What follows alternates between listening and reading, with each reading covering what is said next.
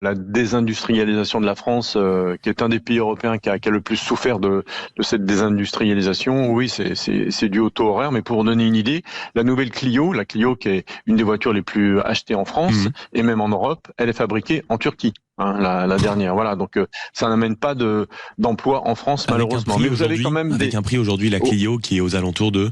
oui, aux alentours de 20 000 euros. Voilà, les Ouais.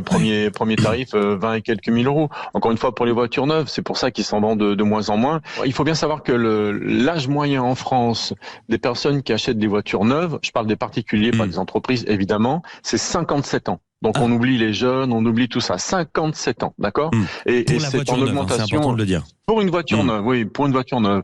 Ensuite, il y a aussi un chiffre que je donne souvent, c'est que donc on achète à peu près 1,7 million de voitures neuves en France et il y a à peu près 4 à 5 millions de voitures d'occasion qui échangent demain, d'accord? Et dans ces 4 à 5 millions de voitures d'occasion, les deux tiers coûtent moins de 10 000 euros. Ça veut dire des voitures soit anciennes, soit des petites voitures, pas trop vieilles, mais ça donne une idée un peu du pouvoir d'achat. Moins de 10 000 euros pour une voiture.